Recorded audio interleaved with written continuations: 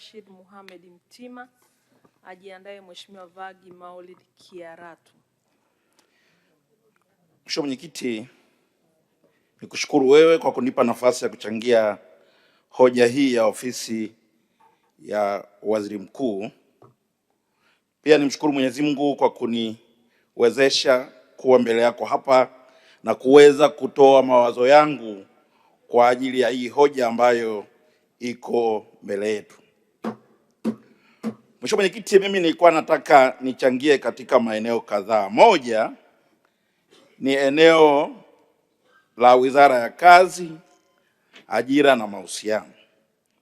Mheshimiwa Mwenyekiti, eneo hili kwanza ningechukua nafasi kumshukuru na kumpongeza Mheshimiwa Rais wa Jamhuri ya Muungano wa Tanzania Dr. Samia Suluhu Hassan kwa kazi kubwa anayoifanya katika sekta hii.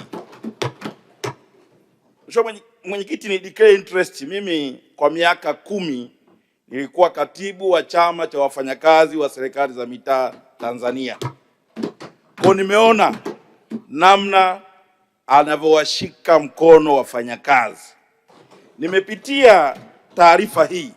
Nampongeza sana Mheshimiwa Rais katika eneo la kuendelea kujenga maisha ya wafanyakazi baada ya kustaafu, kwa maana eneo la hifadhi ya jamii.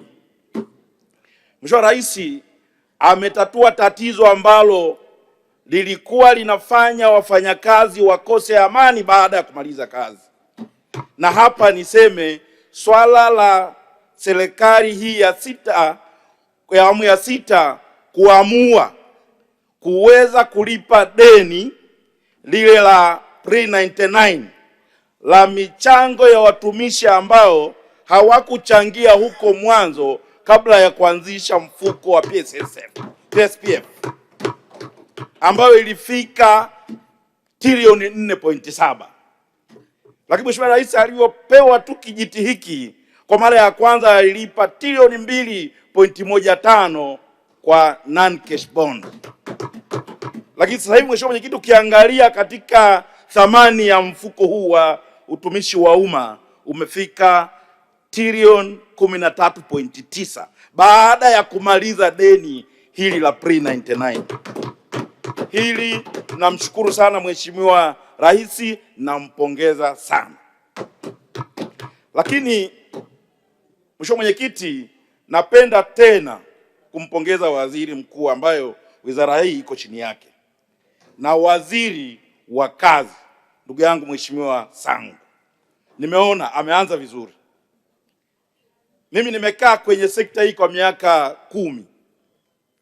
Kwa mara ya kwanza wakati bajeti hii inaandaliwa, waziri aliwaalika viongozi wote wa vyama vya wafanyakazi na kubadilishana nao mawazo na baadaye kushiriki katika kushuhudia bajeti hii wakati inasomwa. Hili ni jambo kubwa sana kwa maana limewaweka karibu wafanyakazi. Mheshimiwa Mwenyekiti, vyama vya wafanyakazi ni sehemu ya kuandaa mazingira bora ya wafanyakazi sehemu ya kazi. Na sisi kwa sababu tumejishirikisha kwenye shirika la kazi duniani na mikataba tukaikubali, basi swala la kuhakikisha kwamba tunakuwa karibu na tunaisimamia vizuri vyama vya wafanyakazi ni swala ambalo ni la muhimu sana. Lakini Mheshimiwa Mwenyekiti, nitaka nishauri jambo kidogo hapa. Kule kwenye vyama vya wafanyakazi yako masuala hayaendi vizuri. Huko mwanzo mnakumbuka tulikuwa na JUATA, baadaye tukawa na OTU, tukawa na TFTU, baadaye tukaenda vyama vya kisekta. Wakati unaenda kwenye vyama vya kisekta, mfumo ulikuwa mzuri sana kwamba kila chama kilipewa sekta maalum. Lakini katikati hapa toka 95 mpaka sasa katiba za vyama zikabadilishwa katika hatua ambayo sekta moja, chama kimoja kikaenda kwenye sekta zingine. Kwa hiyo kuna migogoro ambayo haitoi taswira nzuri ya hivi vyama kwenye kutenda kazi na kuwatumikia wanachama wao. Badala ya kuwatumikia wanachama wao, basi wao wanagombana kwa maana ya kugombania wanachama.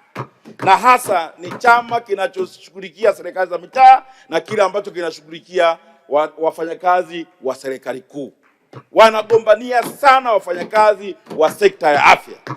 Kwa hiyo katika eneo hili ni shauri kwamba ofisi hii au wizara ione kwa namna gani inaweza ikaweka mipaka ili vyama hivi viconcentrate kwenye kuwahudumia wanachama badala ya kugombania wanachama.